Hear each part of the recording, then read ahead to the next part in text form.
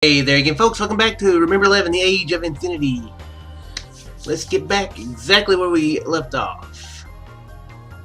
So then, what happened to Suzukage Hotori after she was transported into Inubushi's body? Since she lost the body up on the other side, her original body that served as a counterpart in the exchanges, Tori had no vessel to transfer into. If that vessel disappeared from the circle, her consciousness wouldn't separate from it. Meaning from that point on, Hotori hasn't experienced any personality transfers, which brings us here. She has. Most likely, from here on out, she'll have to live the rest of her life as Inubushi Keiko. The fate she's been handed as a price for her life? I wonder what she's thinking now. Is she accepting this completely changed new self? She must have realized it by now. But she doesn't seem to care about it in the least. She always acts calm and composed. Just who is a true Suzukage Hotori? She killed the rat without batting an eye and toyed with my emotions while wearing that fearless smile.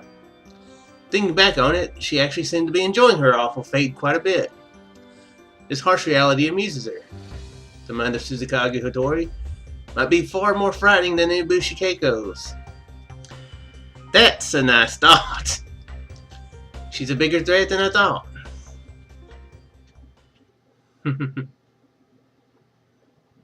Rejection. I left the room and found Yuni on a chair in the dining room. He was eating breakfast by himself. There was a plate of scrambled eggs and toast on the table. Ohayo. My attempt to greet him met with failure. Without so much as a glance my way, he silently continued to eat. Hotori to Utsumiさんは知らない。知らないって。お前な、二人から目を離すなってあれほど。約束した覚えはないよ。でも、もうあんな約束なんて無効だから。Okay. Yuni. So he does remember it. I muttered, trying to draw near to him. However, 来ないで。それ以上僕に近づかないで。his code words formed an invisible wall between us, stopping me in my tracks. I halted at once. どうして俺のことを避けるんだ。僕だって本当はこんなこと言いたくない。だけど怖いんだ。No, okay. 怖くって仕方がないんだ。シャトル、僕のこと殺そうとしてるんでしょ。何バカなこと言ってんだよ。I was momentarily flustered, but realized only a second later where he was coming from. Yuni probably. お前、榎本。あの男を殺したのが俺だって、そう思ってるのか。思ってるも何もないよ。この目で確かに見たんだから。楽しそうに笑いながらあの男の人を何度も突き刺してるところ。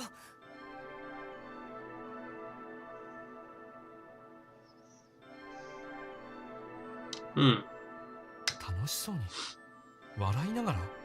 そうだったじゃないか。もう死んでるって分かってたはずなのに。しつこく何度も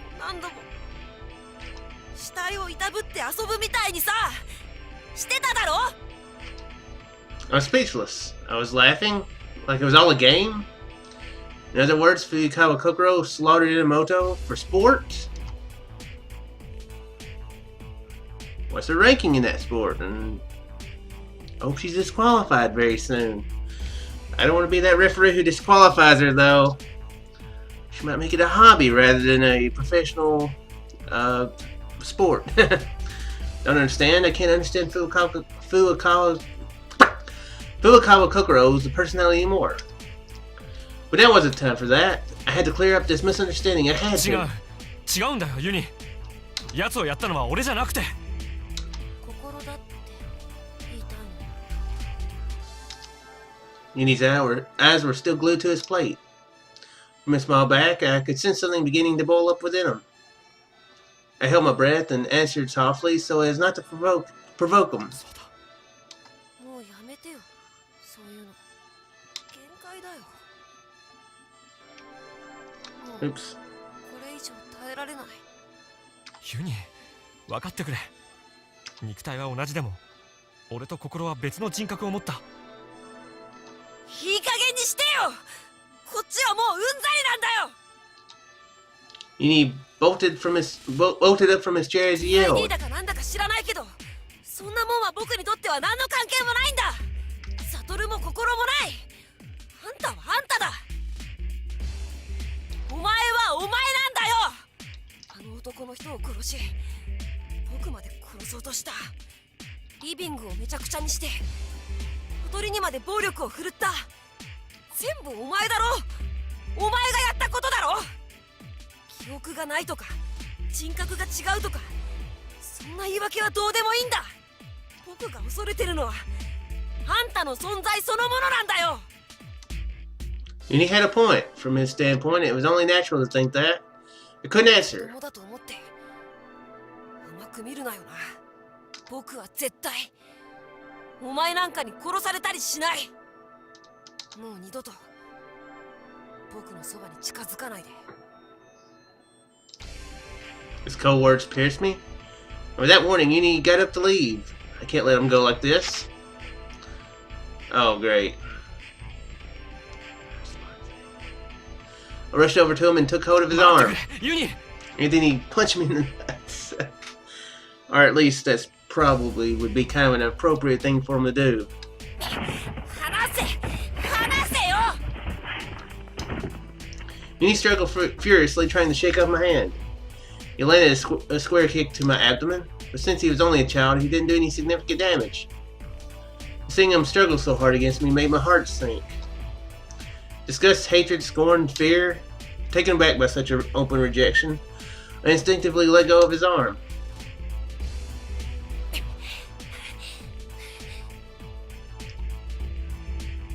Yuni, now free of my hold, stared doubtingly into my eyes as he slowly backed away. 約束しよう。二度とお前のそばには近づかない。 I raised both my hands in a conciliatory だ gesture. けど一つだけ教えてくれないか。 Yuni scowled at me balefully, a sharp glint in his eyes. He was still on guard, ready to repel me at any moment. なんだよ。夕べのことだ。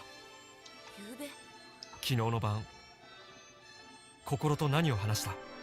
今と同じことだよ。お前があの男の人を殺したんだって。そしたらあんたはいきなり僕のことを殴りつけて、あとは言わなくてもわかるよね。 Okay. Yuni cast a quick sidelong glance at the living area. The extent of the destruction there spoke more clearly than words ever could. 答えたよ。約束守ってもらうからね。 As I searched for the right words to say to him, Yuni abruptly turned and ran. He rushed into his own room, then slammed the door shut behind him. I heard the lock click from the inside, followed by the sound of heavy objects being dragged across the floor. As he barricading himself in, then he heard the sounds of hammering, and then a drill. Then he heard lumber, the sound of him chopping wood outside for more lumber. And then he heard more hammering from inside the room. And then a professional locksmith came in. Yeah, okay. Sound filming was utter dejection. Fell into a stupor. Here was yet another big problem. So I didn't have enough of those already. After all the battering the current situation had given me, Yuni's words were like the finishing blow. He hated my guts now. That's why I kicked him. Yuni was no longer on my side. I didn't have anyone I could trust. Not even Fuyakawa Kokoro. I thought of her as my precious partner. But she'd merely stabbed Inamoto and, upon being confronted as the culprit, flew into a violent rage. Is this place a hangout for lunatics?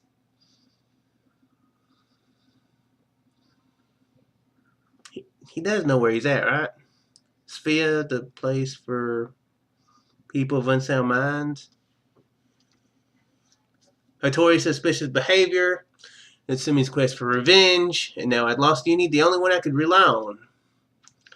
I don't think it can take much more of this. なんでこんなことになっちまったんだろうな。 The complaints just flowed out on me. I dejectedly sat down in the chair Yuni had vacated. However, the goddess of fate didn't spare me a moment of respite. Because at that very moment, a shrill scream shattered the silence. I instinctively got up. I turned in the direction of the shriek. The basement storeroom. I sprinted down the stairs so fast I nearly fell.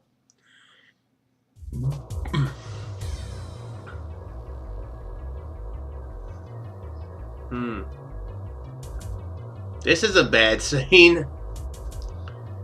There stood Utsumi with a kitchen knife. Before her stood Hotori. Brandishing the knife, Utsumi was poised to attack her. Her piercing howl tore through the air. The knife flashed, moving in a parabola. Hotori avoided it by a hair's breadth. The blade sliced through nothing. Hotori launched herself off from the floor and danced through the air. With a series of brilliant sidesteps, she stayed out of the enemy's striking range.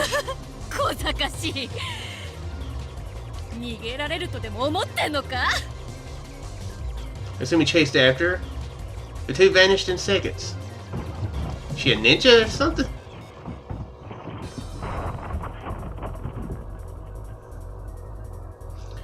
It was literally a struggle to the death. A battle unfolding before me put Hitori's life on the line. I could no longer see the two of them, but the sounds of their conflict continued on without pause. Shelves being knocked over, boxes being thrown, the sharp echo of glass containers shattering. The scene was so surreal, so far from reality, that I could only stand there dumbfounded.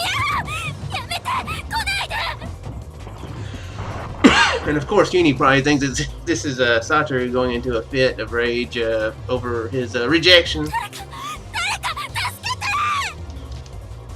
Hotori's scream helped me regain focus. I couldn't just stand there and watch. I had to save her. I had to protect her. My legs moved quicker than I expected. Running, I passed through the fallen shelves and jumped over scattered obstacles. My sole aim was finding the two of them, and before I noticed it, the air around me fell silent. Hotori had stopped screaming. Something stirred within my chest. The sound of my heartbeat and my breath caused discord to drum in my ears.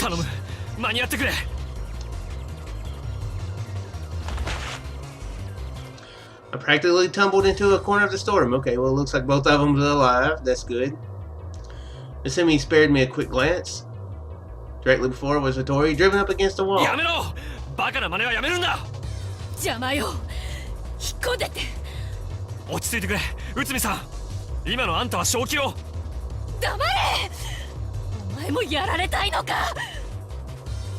Utsumi's face was repulsively warped. I'd seen that demonic expression before. It was the same expression she'd revealed on the anniversary of Junichikun's death. I don't know why I keep wanting to add an I in there. Okay, whatever. Back then, she looked like she'd been possessed by an evil spirit. Not an ounce of warmth remained in her eyes. Her eyes had turned a clouded gray-white, like they had rotted and were about to fall out. Might want to go to an optometrist. Might be the thing to make her feel better. Her face was strange to disfigurement, as though about to crack. Her disheveled silver hair no longer looked like it even belonged to a human, let alone a woman. She'd become a mass of seething madness, hatred incarnate, and nothing more.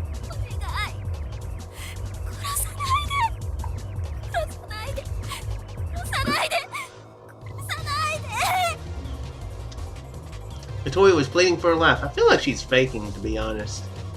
Hotori, anyway. She seems like... I mean, even though she... Well, she was screaming a minute ago, but for whatever reason... It also made me think that she was really well in control, also. So I really don't know. She shook her head, pressing her back further against the wall. Tears overflowed from her eyes. She bit down on her lip, her face warping in panic. This was the same Hotori I'd seen until now. The face of this lone girl, a powerless girl who could do nothing but cry for help when confronted with death.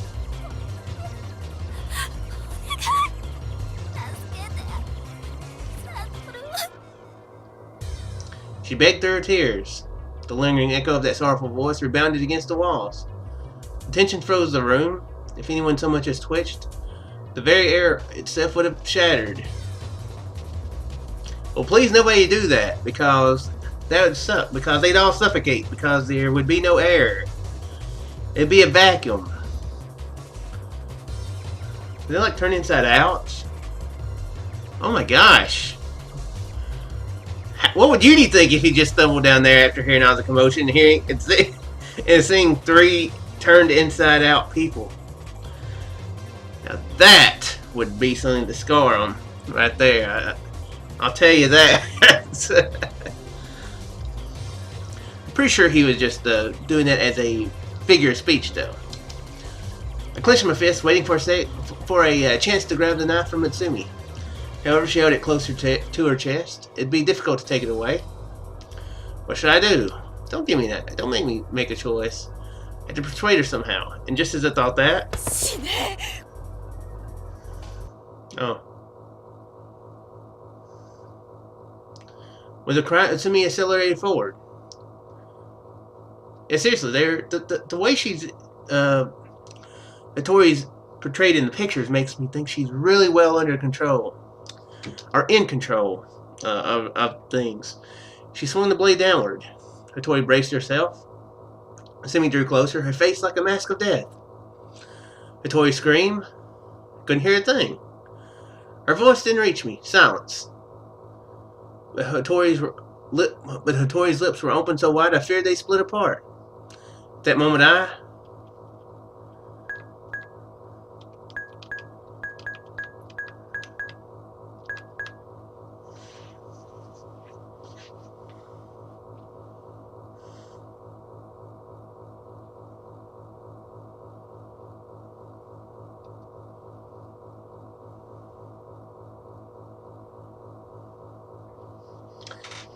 Well, I think I know what I'm going to do. The cover Hotori's body with my own, because that's kind of like that's the badass thing to do right there. And if I was a video game artist, not artist, but writer, I would have that be the good way to do things is to be the badass. So I'm going to assume that that's the right choice. It's perfect logic. Because, I don't know. What's the worst that will happen? He gets stabbed and dies. I mean, what's the bad? With a short yell, I jumped toward Hotori. A scorching pain invaded my back. It ran a diagonal line from my shoulder down to my hip. I wondered if my body was being split in two. But I was still alive. I was breathing. I could hear my pulse. Covered Hotori's small body with my own, protecting it from Utsumi.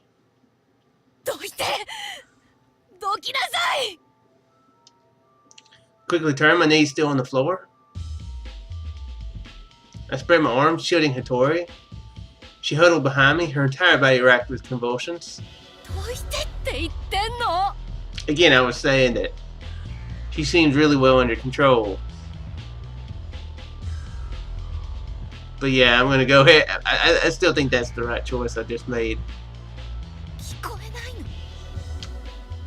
Utsumi's eyes were dazed, unfocused. She was speaking to the thin air around her.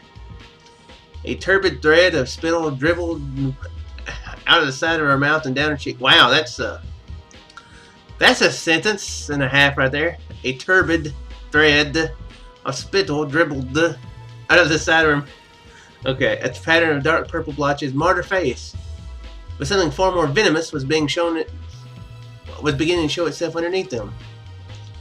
It was no longer a human face. Her face was breaking down, metamorphosing to something so hideous I couldn't look at her straight on.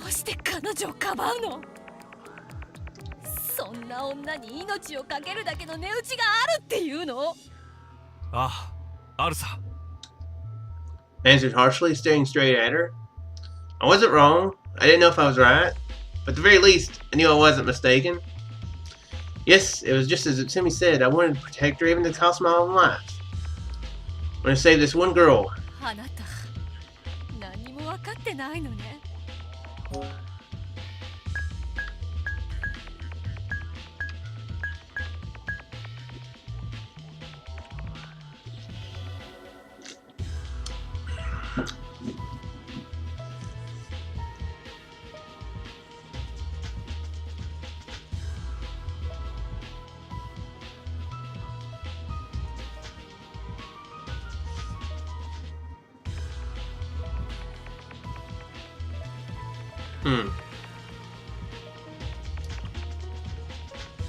I'm really not sure what to do here. You know what? We'll figure it out next time. Yeah, we'll figure it out next time. I think I know what I'm going to do here, but I'll wait till next time. I do sincerely hope you guys enjoyed. I'll see you in the next one. Farewell.